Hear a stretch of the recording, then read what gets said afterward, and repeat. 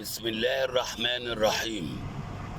قبل ما ابدا الكلام بقول السلام، بقول تحيا مصر العظيمه، مصر ام الدنيا، مصر قد الدنيا. طبعا انا بكمل معاكم الحكايه،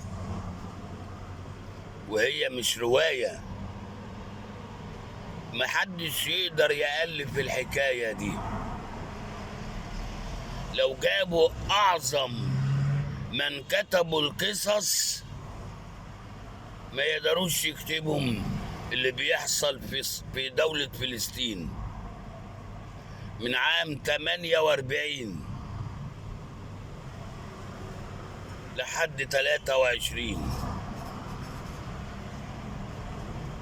وانا كلمتكم على دير ياسين وصبرا وشتيلة والمجازر كتير، المجازر كتير، موتوا كتير. ولكن مصر سنة 73 زلزلت الأرض تحت أقدام اليهود أو الإسرائيلية، علمتهم إن العرب حين يتحدوا يبقوا قوة محدش يقدر يقف قدامهم على وش الأرض، مهما كان السلاح ومهما كان التعداد، مهما كانت الآلة العسكرية، لأن الاتحاد قوة.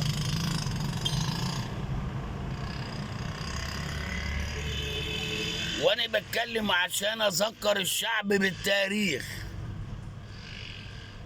تاريخ الأمة الإسلامية، تاريخك يا عرب. نعم، تاريخك يا عرب. قالوا فين صلاح الدين؟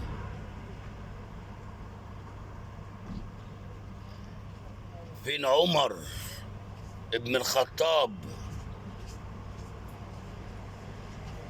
فين عمرو بن العاص؟ فين ابن الوليد؟ نعم، خالد بن الوليد. ولكن احنا في زمن العجائب،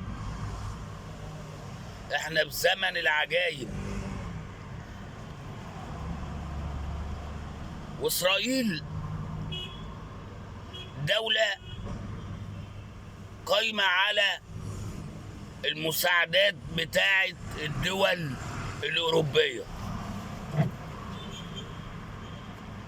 عشان تعرفوا بس ان اوعوا يغركم الضحكة او الابتسامة. لا لا لا، وانا قلت لكم هتكلم في حاجات والله ما حد هيقدر يتكلم فيها، حاجات ما حدش هيقدر يتكلم فيها. الناس اللي بتطلع تقول خطب، والناس اللي فاتحه صدرها، والناس اللي بيتهموا الدولة المصرية، والله ما حد ضحى بسبب فلسطين والقدس إلا إحنا. ياما مات مننا شباب، وما أعظم الشباب، ولكن لا أعظم أكتر من الله سبحانه وتعالى. مصر ضحت بآلاف، مصر ضحت بآلاف مؤلفة بسبب الأراضي العربية. ولكن أنا قلت إن الاتحاد قوة، ولكن العرب على طول مختلفين. العرب كلهم على طول مختلفين. وبعدين العرب مين هيحارب؟ أين الجيوش العربية؟ إذا كانت الدول العربية كلها محتلة، مش احتلال بمعنى الكلمة، لكن احتلال بالواقع. ما في دولة عربية إلا غيرك يا مصر ما فيهاش قاعدة عسكرية أمريكانية، ما فيش. كل الدول العربية فيها قواعد عسكرية، يبقى القرار من القاعدة العسكرية. إذا كان أمريكان وإنجليز كله، لكن إلا بلدي اللي أنا ضحي عشانها، لأن قرارها منها. محدش بيفرض علينا قرار، نعم محدش بيفرض علينا قرار. مصر لما تقول كلمتها الكل يقف انتباه ويسمع، الكل يقف انتباه ويسمع. سيبيكوا من الناس اللي طالعه مكلمه، سيبوكوا من الناس اللي طالعه مكلمه، ودي هنتكلم فيها.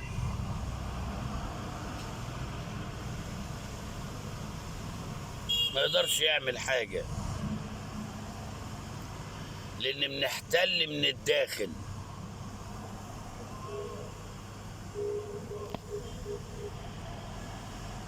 طب ايه الحب بتاع اسرائيل مع اوروبا والامريكان والدول دي؟ خلي بالكم، اسرائيل لها الدين اليهودي،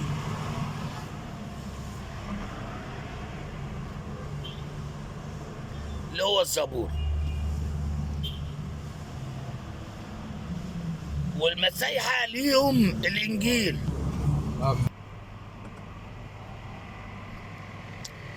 فمصر قرارها منها لأن مش محتلة. حبيت أوضح بس الحتة دي، وعشان الشعب المصري يعرف اللي احنا لما نقوله حرب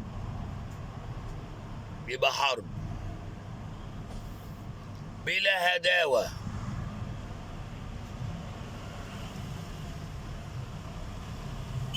هحكي لكم حكاية صغيرة عشان تنتظروني بالفيديو الجاي، لأن الفيديو الجاي هقول لكم ايه العلاقة بين اليهود، بين إسرائيل وبين الأوروبيين والأمريكان. اليهود ليهم دين والأوروبيين ليهم دين. طب ايه المحبة وايه المصلحة؟ الفيديو الجاي هقول لكم الحكاية. اما انا قبل ما اختم الكلام، في عز مجد المسلمين، في عز مجد المسلمين، وكان احد القرى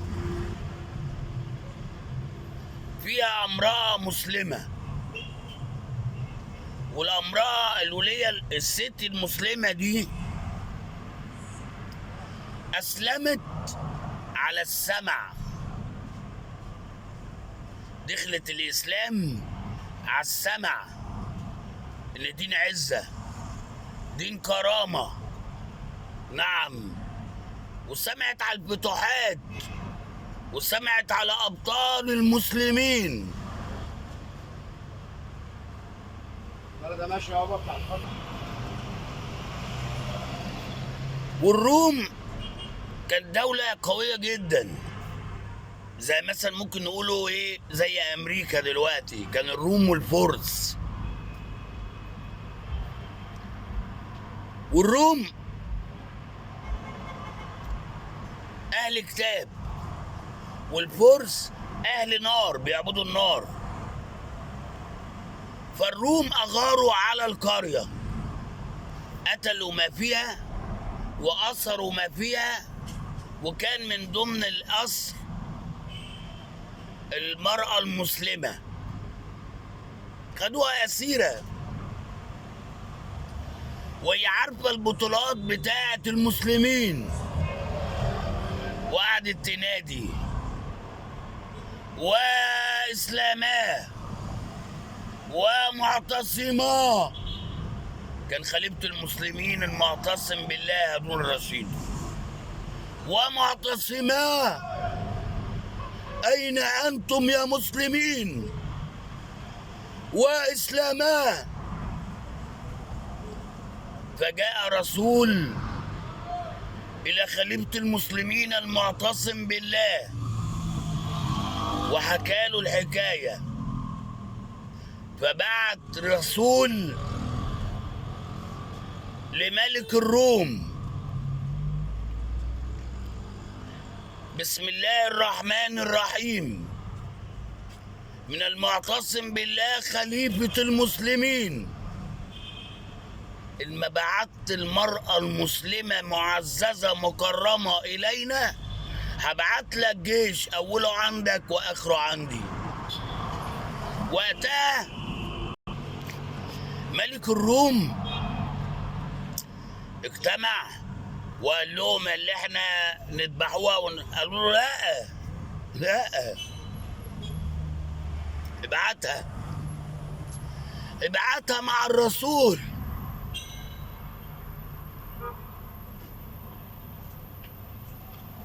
هم بيحاربوا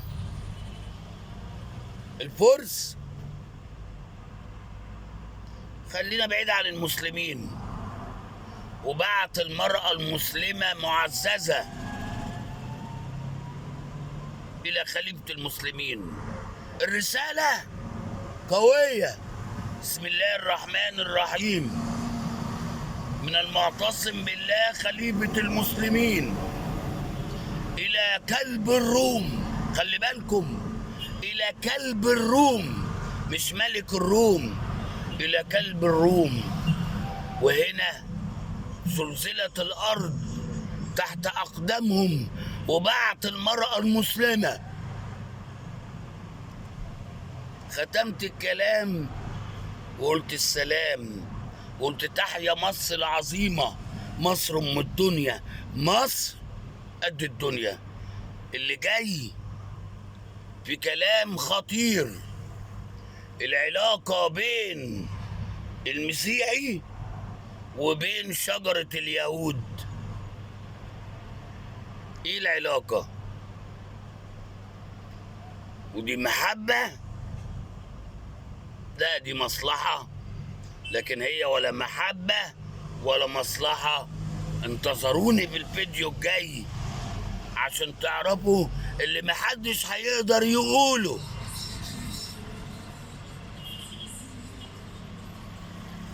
وبقولها ان يسر النجار. هكمل في الفيديو جاي. تحية العسكرية، لأن كنت بخير أجناد الأرض. تحيا مصر، تحيا مصر، تحيا مصر. السلام عليكم.